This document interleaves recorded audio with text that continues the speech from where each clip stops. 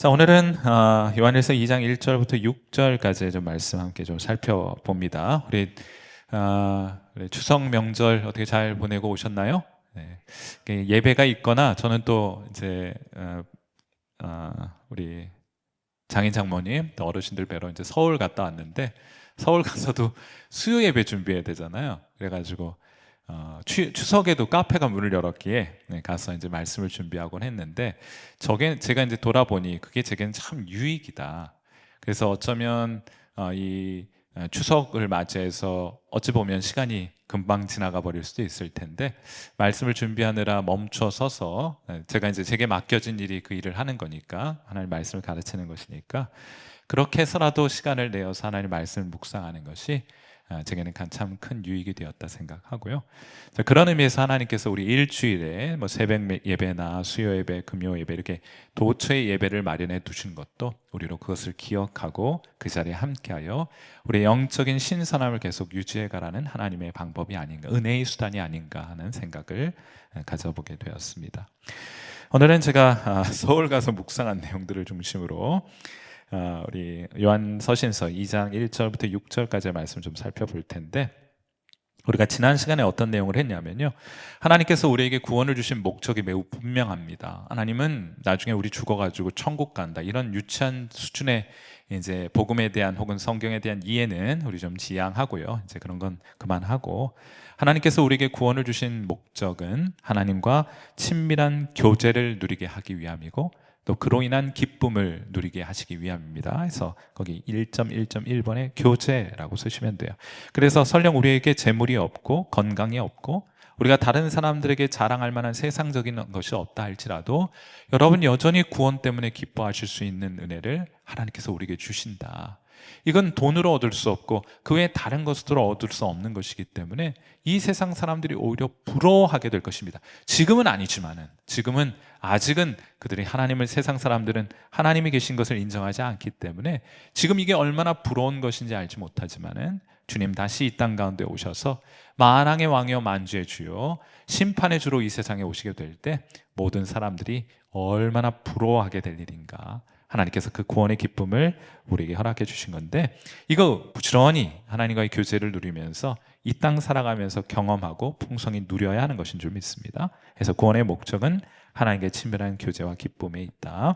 자, 그리고 이러한 교제는 당연히 성도들이 기뻐하는 것을 사탄이 기뻐하지 않죠. 그래서 방해하는 세력들이 있는데, 특별히 하나님과의 친밀한 교제를 방해하는 가장 큰 장애물은 죄라고 말할 수 있겠고, 제가 이 죄를 빛과 관련해서, 빛과 어둠과 관련해서 삼중적인 의미가 있다. 하나는 교리와 관련된 것, 사도들의 가르침을 잘 지키고 따르는 것. 두 번째로는 성결하고 거룩한 삶을 살아가는 윤리적인 측면이 있다고 말씀을 드렸고, 또 한 교회 공동체로 모여서 연합하고 사랑하고 섬기는 그런 공동체 혹은 관계적인 차원의 신앙생활에는 그런 차원이 있는데, 이 영역들 각각의 문제가 생길 때 우리는 이 죄를 범하게 될 때 이런 각각의 영역에 문제가 생길 수 있게 된다 말씀을 드렸어요.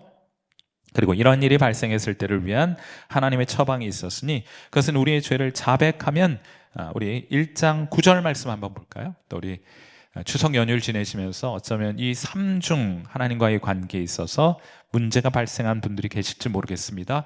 다시 새롭게 시작하면 돼요. 어떻게 합니까? 우리 요한일서 1장 9절 말씀 같이 읽습니다. 시작. 만일 우리가 우리 죄를 자백하면 그는 미쁘시고 의로우사 우리 죄를 사하시며 우리를 모든 불의에서 깨끗하게 하실 것이요. 아멘. 이 처방을 우리에게 주셨어요. 그러니까 우리의 삶을 이렇게 반추해보고, 또 되짚어보고, 또 반성해보고, 또 하나님께 마땅히 고백해야 될 죄들이 있다면은, 이제 추석 마쳤으니까 이제 다시 일상으로 돌아가기 위해서, 연휴가 좀 남긴 했습니다만 지금 이 시점이 하나님께 우리의 과오들을 자백하기 위한, 그래서 하나님과의 친밀한 관계를 새롭게 하기 위한 굉장히 절호의 기회가 아닌가 생각합니다. 자, 그런데 이제 오늘 본문으로 들어가기 앞서서 던지고 싶은 질문은, 아니 정말 그렇게 해도 되는 겁니까? 아니 아무 일 없는 것처럼 우리가 자백하고 하나님께 씻음받아 하나님과 아무 일이 없는 것처럼 친밀한 관계를 다시 누려 살아갈 수 있게 되는 겁니까? 정말 그렇게 해도 됩니까? 여러분 정말 그렇게 해도 됩니까? 근거가 무엇입니까? 오늘 본문은 어쩌면 이러한 우리의 질문에 대한 근거를, 성경적인 근거를 우리에게 제시해주고 있다. 근거는 최종적으로, 결론적으로 우리가 하나님 앞에 범죄하였고 하나님 앞에 넘어졌고 하나님 앞에 우리가 많은 과오들을 가지고 있음에도 불구하고 자백함으로 하나님과의 관계를 회복할 수 있는 최종적인 근거가 무엇이냐? 예수 그리스도 때문이에요. 결론적으로는 그렇단 말이에요. 오늘 본문에서는 예수 그리스도의 다양한 입체적인 예수님의 모습들을 여러 가지 관점에서 소개해 줍니다. 첫 번째로 우리의 대언자라고 적으시면 되겠습니다. 우리의 대언자. 요한일서 2장 1절 말씀 한번 같이 한번 읽어보실까요? 자, 우리가 그렇게 해도 됩니까? 됩니다. 왜 그렇습니까? 예수 그리스도께서 우리의 대언자가 되시기 때문입니다. 이런 취지예요. 요한일서 2장 1절 말씀 같이 읽습니다. 시작. 나의 자녀들아, 내가 이것을 너희에게 쓰면 너희로 죄를 범하지 않게 하려 함이라. 만일 누가 죄를 범하여도 우리 앞에서 우리에게 뭐가 있어요? 대언자가 있으니 곧 의로우신 예수 그리스도시라. 아멘. 우리에겐 대언자가 있으니 너희들 그렇게 해도 된다 하는 거예요. 다시 회복할 수 있다 하는 겁니다. 자, 여기 지금 이 대언자라고 하는 것은 파라클레토스라는 표현이 사용이 되었는데 이게 보혜사라고 성경에 번역이 되어 있는데 여기 오늘 본문에는 대언자라고 번역이 되어 있어요. 자, 우리는 하나님 법정에 서게 됩니다. 그러니까 우리가 죄를 범하면 우리를 고발하고 송사하는 사람이 있어요. 왜 이렇게 오늘날도 우리 재판정에 가면은 우리 피고인의 어떤 사람의 죄를 고발하는 역할을 하는 사람이 검사이죠. 그가 이런 잘못을 저질렀으니 이런 형벌을 구형함이 마땅합니다. 이렇게 하고요. 그 반대편에서는 누가 있습니까? 이 사람을 변호하는 변호사가 있죠. 그리고 최종적으로 누가 판단합니까? 판사가 판단하도록 되어 있잖아요. 그러니까 피고인도 있고 그 다음에 검사도 있고 또 변호사도 있고 판사도 있는 거예요. 그런데 저와 여러분이 잘 알고 계신 것처럼 우리가 죄를 자백했잖아요. 요한일서 1장 9절에서 우리는 하나님 앞에 우리의 죄를 부정할 수 없는, 아니 현장에서 잡힌, 마치 요한복음 8장에 등장하는 가늠하다 현장에서 잡혀온 여인처럼 우리는 무지하고 그게 죄가 되는 줄도 모르고 범했던 일도 있겠고 또 그 죄 앞에 무력한 죄인으로, 피고인으로 이 법정에, 이 하늘 법정에 하나님의 심판대 앞에 서 있는 모습으로 우리가 상상해 볼 수 있어요. 이때 사탄이 우리를 고발합니다. 우리 2.1.2번에 고발하는 자가 있어요. 요한계시록 12장 10절과 로마서 8장 33절에 이런 일이 있습니다. 그래서 우리가 이 어떤 죄를 범하거나 어떤 우리의 과실이 있거나 하나님을 기쁘시게 하지 않은 삶이 우리 가운데 있을 때 우리 양심의 가책을 느끼고 우리 스스로를 자책하는 일이 있게 되잖아요. 그게 우리의 자책이기도 하지만은 우리 안에서 우리를 송사하는, 하늘 법정에 우리를 송사하는 사탄의 목소리에 귀를 기울이고 있기 때문일 가능성이 높습니다. 자, 그래서 요한계시록 12장 10절에 이런 말씀이 있어요. 내가 또 들으니 하늘에 큰 음성이 있어 이르되 이제 우리 하나님의 구원과 능력과 나라와 또 그의 그리스도의 권세가 나타났으니 뭐라고 해요? 우리 형제들을 참소하던 자, 곧 우리 하나님 앞에서 밤낮 참소하는 자가 쫓겨났다. 예수 믿는 사람들을 그냥 한두 번도 아니고 하루에 한 번, 일주일에 한 번, 한 달에 한 번, 1년에 한 번 참소하는 것이 아니라 뭐라고 말해요? 밤낮 쉬지 않고 참소한다 해요. 우리를 하나님 앞에, 저는 하나님의 사랑을 받을 자격이 없는 자임을 사탄이 계속해서 송사하는 겁니다. 참소하는 겁니다. 이거 좀 봐, 김 집사. 이거 좀 봐, 박 집사. 이거 좀 봐. 하나님, 이런 사람이 무슨 하나님의 사랑과 은혜를 받을 자격이 있습니까? 하고 검사가 되어서 실제로 근거를 가지고, 증거를 가지고 우리를 참소하고 송사하고 고발하게 됩니다. 로마서 8장 33절에는 이렇게 말해요. 누가 능히 하나님께서 택하신 자를 뭐래요? 고발하리요. 고발한단 말이에요. 고발하지만 소용이 없다는 말이지 고발이 없다는 말이 아닙니다. 그래서 우리가 죄를 범하거나 하나님을 기쁘시게 하지 못한 삶을 살았다고 스스로 판단될 때 우리 스스로 괴로워하게 되는 거예요. 그것을 송사하고 고발하는 존재가 있기 때문입니다. 우리의 죄를 고발하는 자가 있다. 그건 이제 욥기서에 보면 하늘 법정에서 사탄이 근거 없이 이번에는 욥을 비난하고 비방하잖아요. 조작해가지고 욥을 무너뜨리기 위해서 하늘 법정에서 이제 재판을 걸고 있는 모습들을 보게 되는데, 자, 오늘 우리 2.1.2번에 우리의 죄를 하나님 앞에 고발하는 자가 있어요. 그 죄라는 것은 요한 1서에서는 삼중적인 의미가 있다.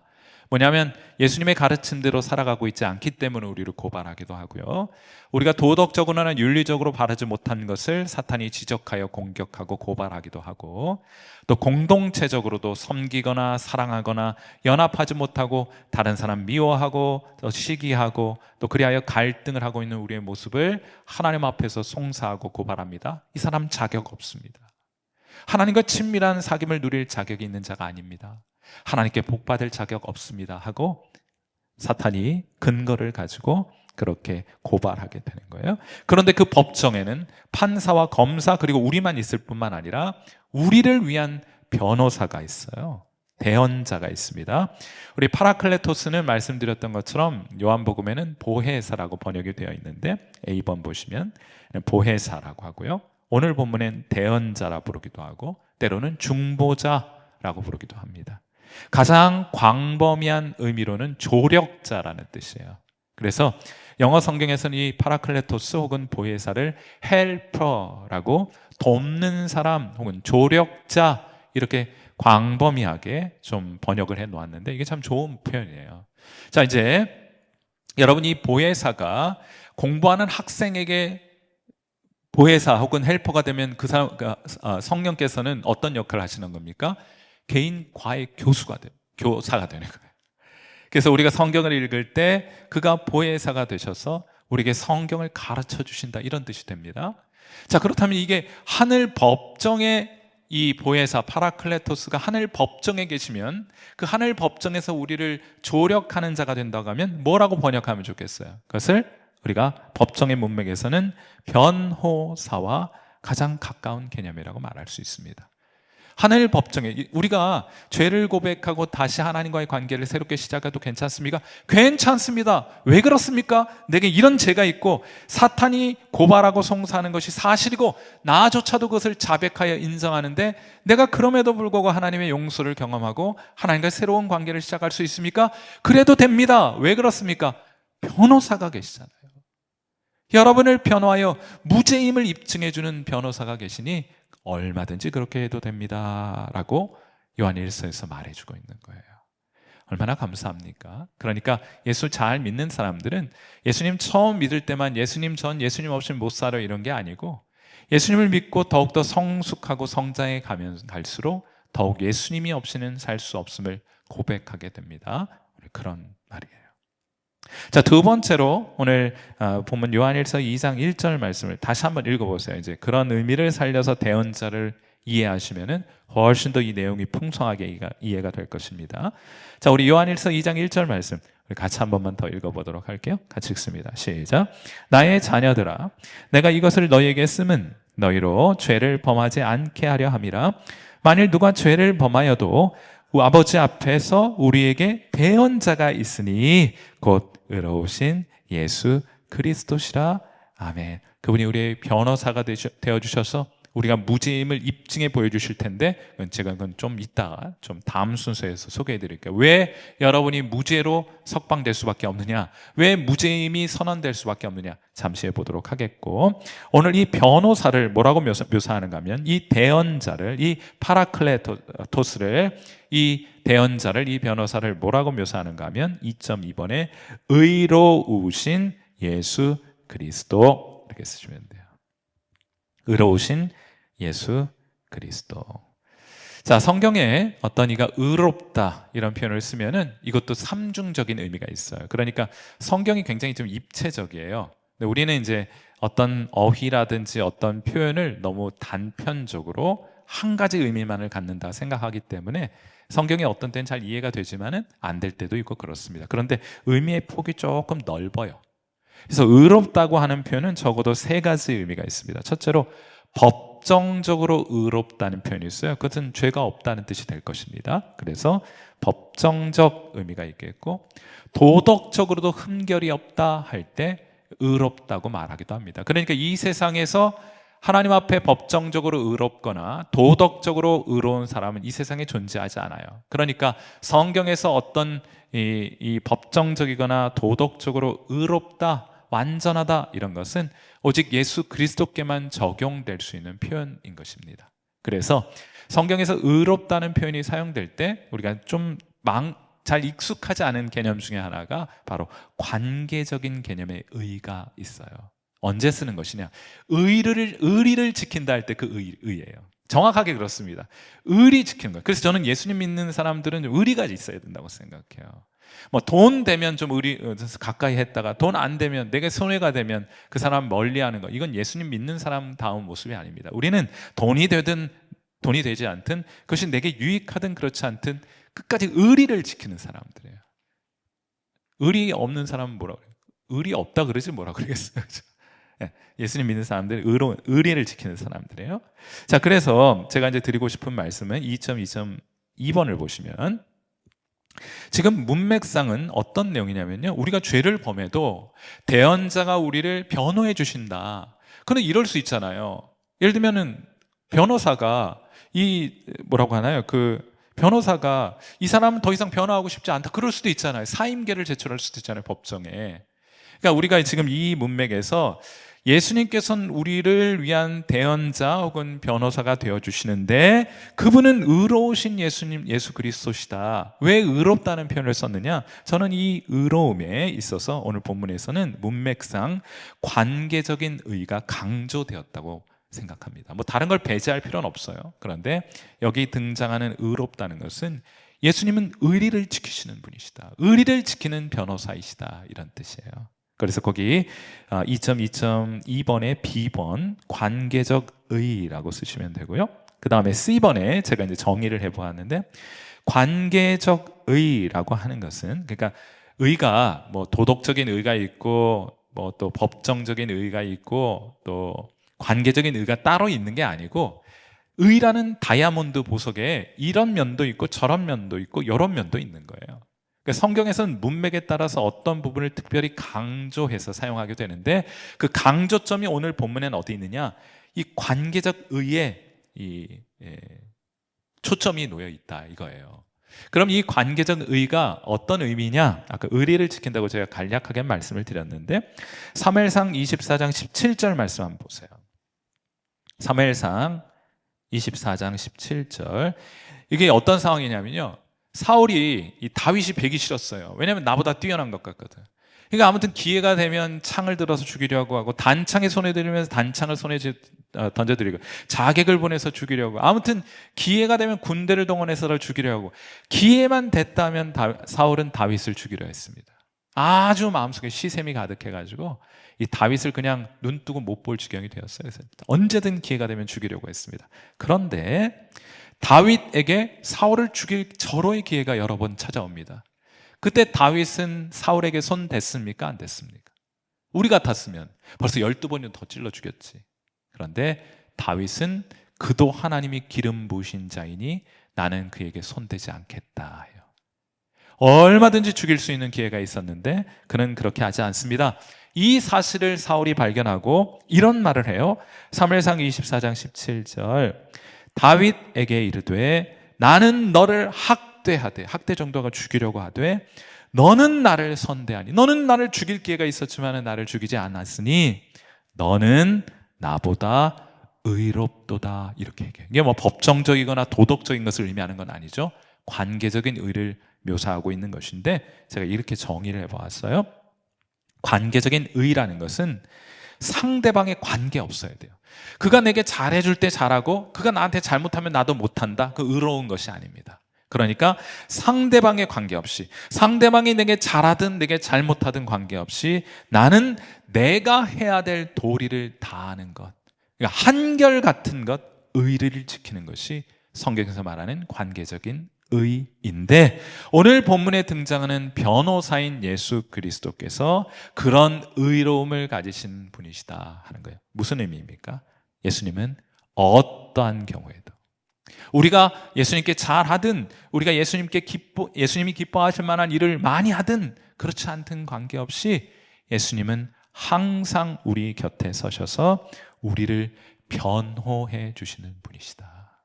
그래서 여기 의로운 예수 그리스도라고 하시는 거예요. 아유 참, 우리도 말이죠, 뭐 벼룩이도 낯짝이 있지.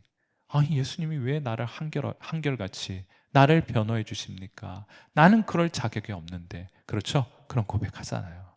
우리 같아서는 벌써 사임계 냈습니다. 우리 같이 말 안 듣는 사람들, 우리 같이 하나님의 뜻을 쉽게 망각하고 저버리는 사람들을 위해서 얼마든지 변호사 변호사 하겠다는 그냥 사임계 내버릴 수도 있을 거예요. 그런데 예수님 그렇게 하지 않으신다. 끝까지 우리 곁에 지키시면서 사탄의 그 송사를 막아서고 우리가 무죄함을 하나님 앞에 변호해 주실 것이다. 왜 그렇습니까? 잘 모르겠어요. 그래서 성경은 그것을 여전히 은혜라고 부르는 것입니다. 우리는 오늘도 예수님의 은혜로, 하나님 우리에게 베풀어 주신 은혜 때문에 하나님 앞에 설 수 있는 거예요. 우리가 뭘 잘나가지고 하나님 앞에 설 수 있는 게 아닙니다. 그리스도께서 우리를 변호해 주시기 때문이에요. 그러니까 믿음이 좋다는 것은 그럼에도 불구하고 예수님 때문에 하나님께로 나아가는 거예요. 하나님, 저 같은 죄인이 무슨 하나님 앞에 나아갈 수 있어요? 그냥 저를 그냥 멸해 주세요. 저는 자격 없습니다. 그 믿음 좋은 것 같아도 그 믿음 좋은 게 아니에요. 하나님, 제가 이렇게 자격 없지만 그러나 주님께서 저를 변호해 주시고 대언해 주시니 제가 주님의 도우심을 힘입어 하나님께 나아가겠습니다. 이게 믿음 좋은 거예요. 그러니 혹시라도 넘어졌거나 쓰러졌더라도 다시금 예수님 붙들고 의지하셔서 하나님의 은혜의 보좌 앞으로 담대히 나아가시는 저와 여러분 되시기를 주님의 이름으로 축원해 드립니다. 자, 세 번째로 우리 요한일서 2장 2절 말씀 한번 또 같이 읽어볼게요. 같이 읽겠습니다. 요한일서 2장 2절 말씀 한번 볼까요?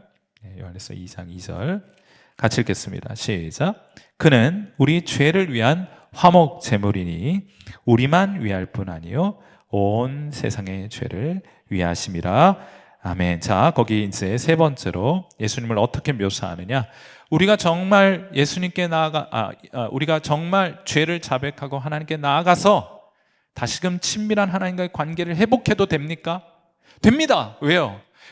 대언자가 있잖아. 예수님 대언자가 있으시고 그분은 의로운 분이셔서 여러분 언제나 여러분을 대변해 주실 것이니, 여러분 우리를 대변해 주시니 우리는 하나님께로 나아가 관계를 회복해도 됩니다. 진짜 그래도 됩니까? 됩니다. 이렇게 정말 아무런 값 없이 그렇게 해도 되는 겁니까? 아니요. 값이 지불되었기 때문에 그렇게 하셔도 되는 겁니다. 그런 맥락에서 세 번째로 우리의 죄를 위한 거기 화목제물이라고 써보세요. 화목제물. 자, 이제 우리가 레위기서를 같이 여러분과 함께 공부했잖아요. 그러니까 이제 주일마다. 근데 레위기서가 이제 예수님의 희생의 죽음을 제사의 관점에서 묘사해주고 있기 때문에 레위기서를 이해하는 것은 여러 가지 면으로 우리에게 성경을 이해하는 데 큰 유익이 됩니다. 화목제물 하니까 화목제사 5개 이스라엘 5대 제사 여러분 기억하시죠?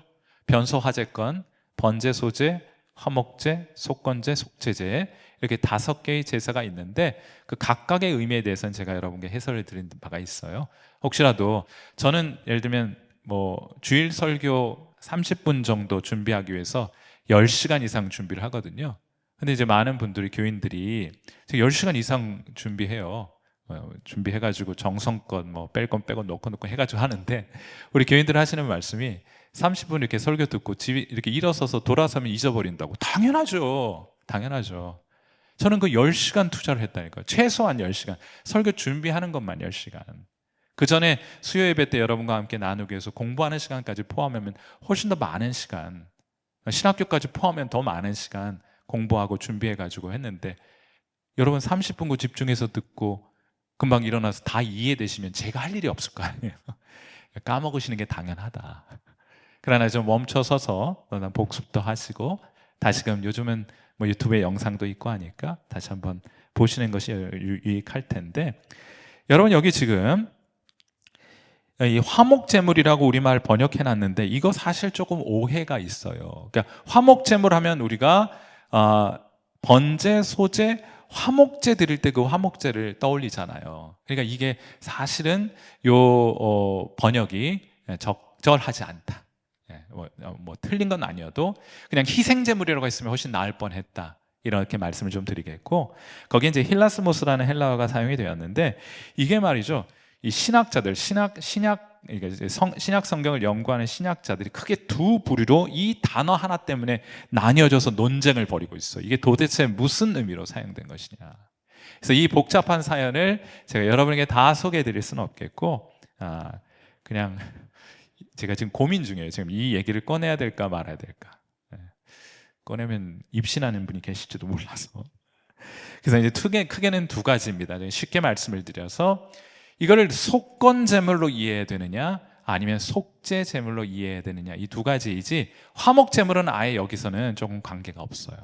그러니까 이제 오해를 불러일으키기 딱 좋은 성경 번역이다. 왜냐하면 성경에 오류가 있는 것이 아니고, 그 성경을 번역하는 과정에 우리의 아쉬움이 좀 남는 번역들이 있는데, 그 중에 하나라고 볼 수 있겠습니다. 자, 그래서 이 단어, 우리를 위한 화목제물이 되었다, 이게 무슨 의미냐?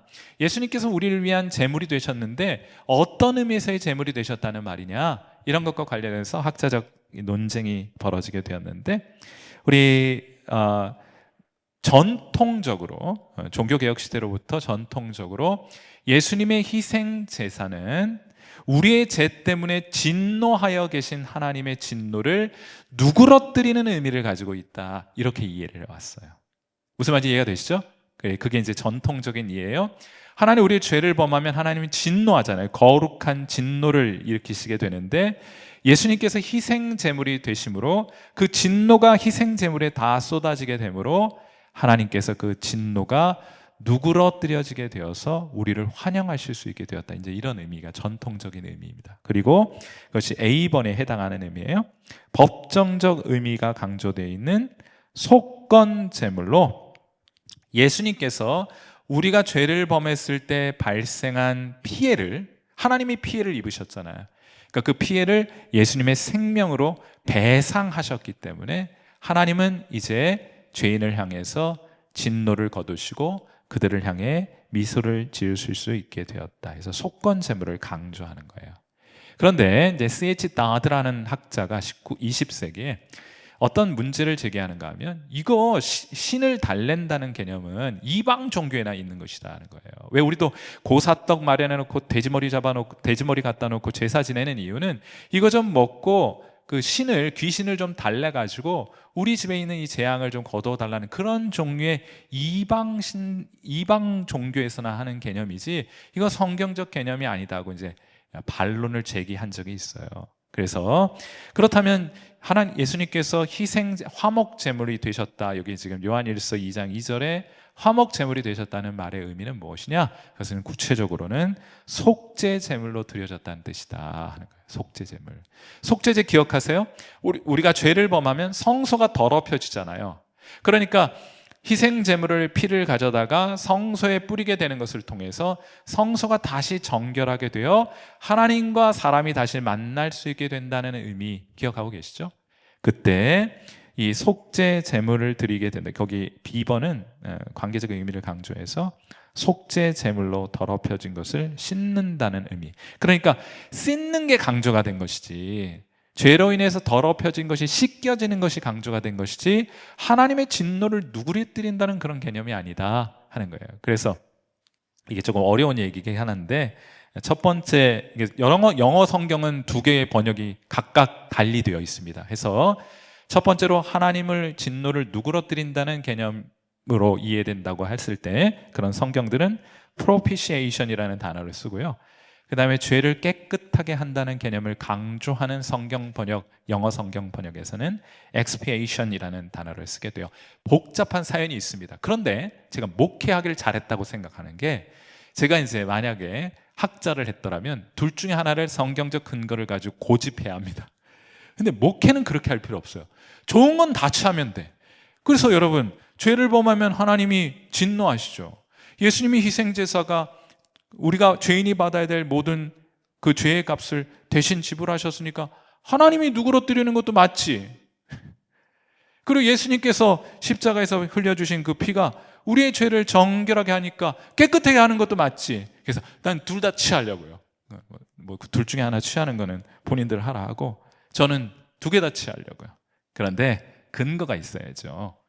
뭐 그냥 무턱대고 둘 다 취하면 곤란하겠고, 그래서 제가 D번을 보시면은 가장 가까운 문맥은 법정적인 거잖아요. 법정적인 피해가 발생했고 그 피해에 대한 배상이 필요한 법정에 관련된 문맥이니까, 그런 의미에서 propitiation, 그러니까 하나님의 진노를 배상을 통해 누그러뜨리게 된다는 의미가 이해가 되는 것이고, 또 전체 문맥에서는 지금 우리가 뭘 하고 있는가 하면 하나님과의 친밀함을 다루고 있는 거거든요.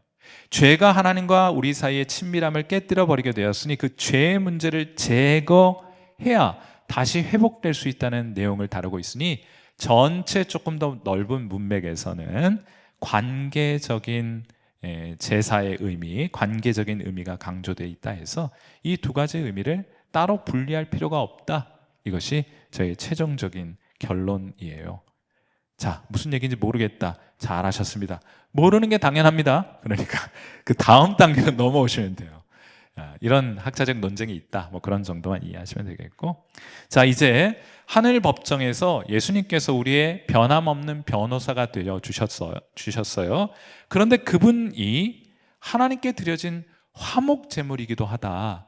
이것이 이 본문에서 어떤 의미를 갖는 것이냐? 이거예요. 2.3.4번이에요. 이 화목 제물이 죽임을 당하는 것을 통해 하나님의 진노가 누그러뜨려졌어요. 진노, 있는 진노 없는 진노를 다 이 희생 제물에게 쏟아 부으셨거든요. 그러니까 하나님께서 죄인들인 우리를 향해 내실 진노가 남아있지 않다는 뜻이에요. 그리고 그 흘리신 보혈이 우리의 부정함을 씻어 깨끗하게 해주셨습니다.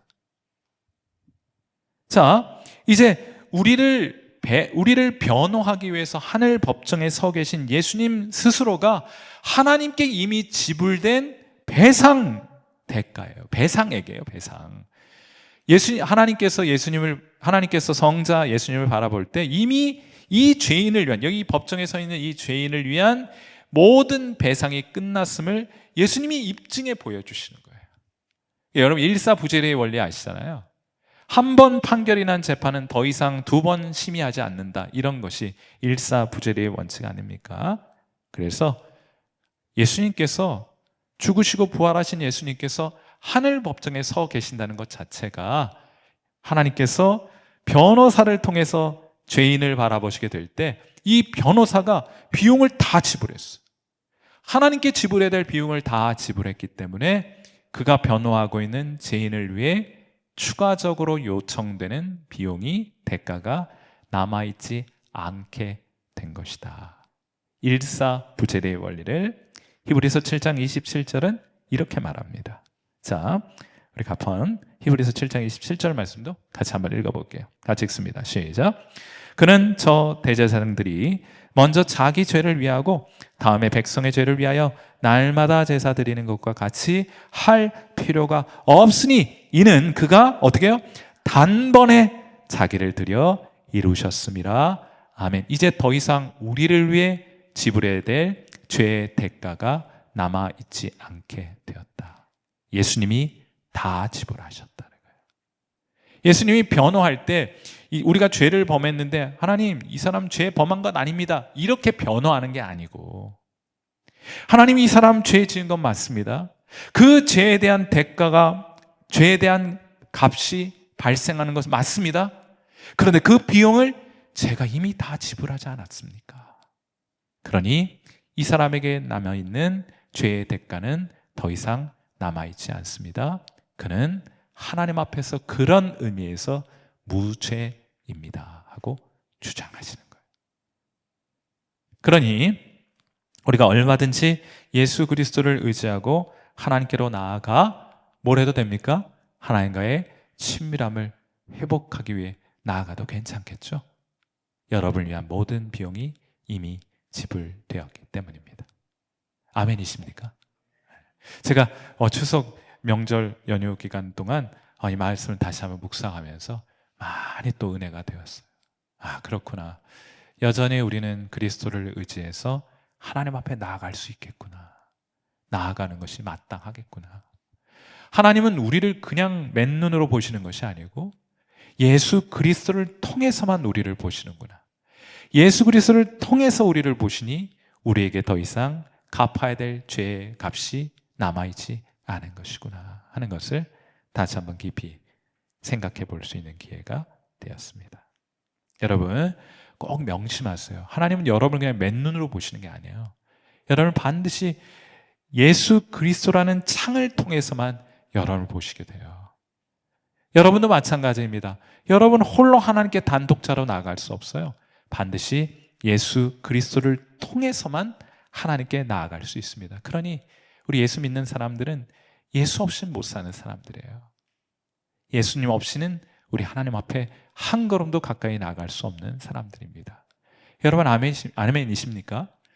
신앙생활 자꾸 해갈수록 자꾸 예수님이 덜 필요해지는 것 같은, 그래서 덜 의지하면서 마치 내 힘으로 뭔가를 할 수 있을 것처럼 착각하며 살아가려는 경향이 없지 않아 우리에게 있는데, 그거만큼 큰 불신앙은 없는 거예요. 우리는 홀로 못해요. 우리 예수님의 도우심을, 우리의 조력자가 되신 파라클레토스가 되시는 예수님의 도움 없이는 우리 한 걸음도 하나님 앞에 나아갈 수 없다. 이 사실 꼭 명심하셔서 예수님이 여러분 신앙의 중심이 되시기를, 여러분 영혼에 다시 한번 예수님이 중심 되신 자리를 차지하실 수 있게 되기를, 예수님과 함께 동행하실 수 있게 되기를 주님의 이름으로 축원해 드립니다. 아멘이시죠? 거기까지만 하려고요. 아직 많이 남았어요. 제가 많이 묵상했네요. 명절 기간에. 그래서 제가 그래프도 그려놨죠. 그래프도 그려놨잖아요. 그래서 요 내용들은 제가 다음 시간에 여러분과 함께 좀 더 깊이 나누어 보도록 하겠습니다. 아무튼 요한일서 쭉 읽어가시면서 앞에 다뤘던 내용들이 좀 누적되어서 다음 본문을 이해하는 데 좀 도움이 될 수 있도록, 또 특별히 제가 좀 강조하고 싶은 것은 빛에는 뭐 열기도 있겠고 뭐 온기도 있겠고 뭐 살균한 여러 작용이 있는 것처럼 하나님은 빛이시다라는 표현 안에는 우리로 하여금 진리의 영역과 윤리와 도덕의 영역, 그리고 관계, 특별히 공동체의 영역에 있어서 풍성한 의미를 가지게 되는 것이니, 여러분 이 내용들 좀 기억하시고, 죄라든지 어둠과 빛 등등의 표현이 나오면 이 삼중적인 의미를 가지고 성경을 바라보시면 더욱더 풍성한 의미를 발견하실 수 있을 것이라 생각합니다. 우리 이제 나머지 우리 이제 추석 연휴 기간도 우리 가족분들과 함께 또 주변 지인들과 함께 좋은 시간들 많이 가지시되, 오늘 함께 나누었던 예수님에 대한 여러분의 묵상이 더욱더 깊어지는 그런 명절 될 수 있기를 간절히 바라봅니다. 우리 함께 이 시간 우리에게 이 귀한 대언자가 있음이 얼마나 하나님께 감사한 것인지 우리 하나님께 감사의 마음을 표현해드리는 그런 기도로 하나님 앞에 나아가고, 우리에게 있는 이 대언자를 의지해서 하나님께로 더 가까이 나아가 하나님과 친밀한 사귐을 회복할 수 있도록 하나님 우리에게 은혜를 베풀어 주옵소서. 오늘 그런 마음 담아서 이 시간 하나님 앞에 함께 기도하는 시간 같습니다. 기도하겠습니다.